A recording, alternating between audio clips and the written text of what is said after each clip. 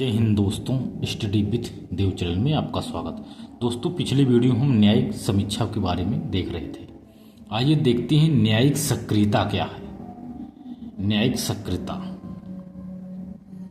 Arthur cell singer एक junior artist हैं। 1947 में ये यूएसए के हैं। जूनियर यानी आर्थर सेल सिंगर जूनियर 1947 में इस न्यायिक सक्रियता का जो शब्द है इसका प्रयोग किया था सबसे पहले। ये यूएसए के हैं, एक आर्थर सेल सिंगर जूनियर।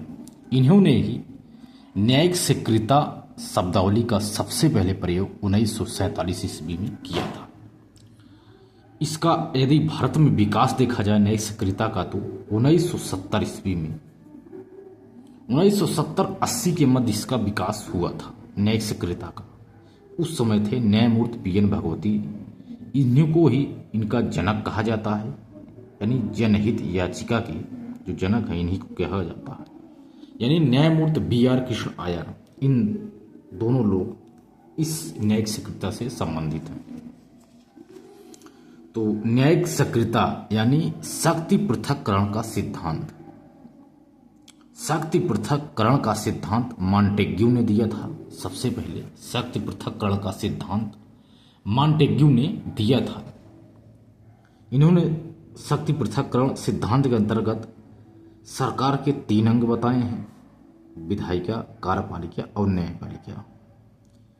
सरकार के 3 अंग के माध्यम में बताया कि शक्तियों का पृथक होना चाहिए या बहुत जरूरी है। मॉन्टेग्यू ने बताया था सबसे पहले पृथक्करण का सिद्धांत। आइए देखते हैं न्यायिक सक्रियतावाद क्या है। यानी न्यायिक सक्रियतावाद क्या है? यह न्याय को बढ़ावा देना, न्याय को जागरूकता देना, नागरिकों के अधिकारों की रक्षा करने के लिए आदि के लिए न्यायिक सक्रियतावाद बहुत जरूरी है। जब न्यायपालिका स्वयं आगे बढ़कर अपनी भूमिका ले ले तो इन्हीं को ही कहते हैं कि यह न्यायिक सक्रियतावाद है। यानी कार्यपालिका एवं विधायिका के कर्तव्यों का पालन करने के लिए इन्हें बाध्य करे न्यायपालिका आगे बढ़कर अपनी भूमिका निभाए, इसी को कहते हैं यह एक न्यायिक सक्रियतावाद है। यानी यह एक न्यायिक सक्रियतावाद है।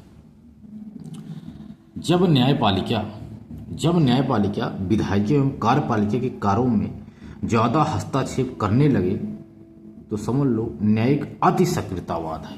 यदि रुचि लेता है, भूमिका निभाए तो सक्रियतावाद है। यदि ज्यादा ही हस्तक्षेप करने लगे न्यायपालिका तो यह अति सक्रियतावाद है। तो न्यायिक सक्रियतावाद के लक्षण क्या हैं? लक्षण देखते हैं न्यायिक सक्रियता के क्या क्या लक्षण हो सकते हैं। आइए इस पर चर्चा करते हैं। तो विधियों की गहन समीक्षा में पहला, जैसे संविधान को बृहद व्याख्या, यानी संविधान को पूरी तरह से व्याख्या करना, विधियों की गहन समीक्षा करना, यही न्यायिक सक्रियता है। पीआईएल की जो कोई भी कार्य हो उसको स्वीकार करना, मामलों का स्वतः संज्ञान लेना, विधियों की स्थापित प्रक्रिया की जगह विधि की सम्यक प्रक्रिया को अपनाना, पूर्व निर्णय के उदाहरण से हटकर नए प्रतिमान स्थापित करना। जो पूर्व में निर्णय लिए गए हैं इसके उदाहरण को हटकर नए प्रतिमान स्थापित करना, कार्यपालिका विधायिका के कार्यों को अपने हाथ में लेना, ये सभी न्यायिक सक्रियता है। इसके लक्षण हैं न्यायिक सक्रियता के लक्षण। अब लक्ष्य देखते हैं न्यायिक सक्रियता के लक्ष्य क्या क्या होने चाहिए। यानी न्याय को बढ़ावा देना, यानी न्यायिक जागरूकता फैलाना, इसका लक्ष्य है। न्याय को बढ़ावा देना, उन लोगों तक न्याय पहुंचाना जो न्यायपालिका तक नहीं आ पा रहे हैं। सामूहिक हित, यानी विधायिका कार्यपालिका को कर्तव्य बोध कराना, अधिकारों की रक्षा करना या संविधान की रक्षा करना, यह न्यायिक सक्रियता का लक्ष्य है। एक शब्द है न्यायिक विधेयन। इसका मतलब क्या है? न्यायिक विधेयन जब न्यायपालिका विधि बनाने लगे, जैसे दिल्ली में पटाखा जलाने पर रोक एवं समय निर्धारण था, BS4 वाहनों को चलाने पर रोक था। एक दिल्ली में पटाखा जलाने पर रोक एवं समय निर्धारण BS4 वाहनों को चलाने पर रोक। एक है विशाखा गाइडलाइंस। इस पर यदि रोक होते हुए भी यदि न्यायपालिका विधि बनाने लगे, इसी को कहते हैं न्यायिक विधेयन। रोक होते हुए भी न्यायपालिका इस पर नियम कानून बनाती है। और कुछ उदाहरण जैसे हुसैन आरा खातून मामला बिहार का है, 1978 से 1979 के बीच का मामला है। तो जेल में विचाराधीन बंद कैदी को त्वरित न्याय दिया गया था। यह न्यायिक विधेयन है। कैदी थी लेकिन इसकी विचाराधीन को देखते हुए त्वरित न्याय दिया गया था। एक मामला है मेनका गांधी मामला 1978 ईस्वी का। आर्टिकल 21 की व्याख्या की गई थी इसमें। न्यायिक स्वीकृता मतलब इसमें आर्टिकल 21 की व्याख्या की गई। ताजमहल संरक्षण मामला था MC मेहता का। मेनका गांधी मामला 1978 इसमें आर्टिकल 21 की व्याख्या की गई। तो मेनका गांधी मामला, ताजमहल संरक्षण मामला यानी MC मेहता का वाद, उद्योग का स्थानांतरण एवं कोयला दहन पर रोक, गंगा प्रदूषण मामला, अरुणा शानबाग मामला सन 2011 ईस्वी का, पैसिक यूथेनेसिया संबंधित है मामला आदि कुछ न्यायिक विधेयन के मामले हैं। आइए देखते हैं कारक। न्यायिक शीघ्रता के कारक क्या क्या हो सकते हैं, इस पर भी चर्चा कर लेते हैं।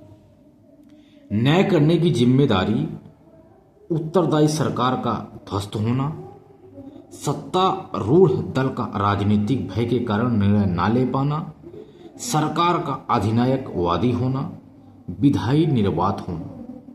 इस तरह का यदि बात हो तब भी यह न्यायिक शीघ्रता की आवश्यकता है। न्यायिक उत्साह, बदलते परिवेश में न्यायपालिका की भूमिका, आकस्मिक स्थितियां आदि कारक हैं जो न्यायिक शीघ्रता के ये विभिन्न कारक हैं। कुछ देखते हैं अंशकाएं, कुछ आशंकाएं हैं आदि पे चर्चा कर लेते हैं। कुछ आशंकाएं के कारण भी न्यायिक शीघ्रता की जरूरत पड़ती है। जैसे शक्ति पृथक्करण का उल्लंघन है, यदि इसका आशंका है, विधायिका कार्यपालिका का अनावश्यक हस्तक्षेप, लोकतंत्र का हनन, न्यायपालिका की जो था अवमानना आदि, अभिभाषण, अधिनयन आदि पर हो सकता है। क्या न्यायपालिका के पास पर्याप्त विशेषता है कि वह अन्य कार्य करने लगे?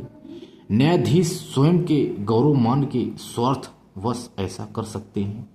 न्यायपालिका पर अतिरिक्त बोझ बढ़ाएगा। ये सभी आदि आशंकाओं के कारण भी न्यायिक शीघ्रता बहुत जरूरी है। ये कुछ आशंकाएं होती हैं। इसके बाद देखते हैं न्यायिक संयम क्या है। न्यायिक संयम पर भी चर्चा कर लेते हैं। न्यायिक संयम, न्यायपालिका स्वयं पर नियंत्रण करे यानी आत्मनियंत्रण। न्यायिक संयम यानी न्यायपालिका स्वयं पर नियंत्रण करे, आत्मनियंत्रण। जैसे आत्मनियंत्रण में गैर जरूरी हस्तक्षेप न करे, अत्यधिक कठोरता से विधेयकों को निरस्त न करें जब तक अति आवश्यक न हो, पूर्व निर्णयों का सम्मान करें, नीति निर्माण में गैर जरूरी हस्तक्षेप न करें। ये न्यायिक संयम है। न्यायिक शीघ्रता की बात देखते हैं दोस्तों, जनहित याचिका यानी लोकहितवाद। तो दोस्त मिलते हैं और बेहतरीन क्लास में, तब तक के लिए धन्यवाद।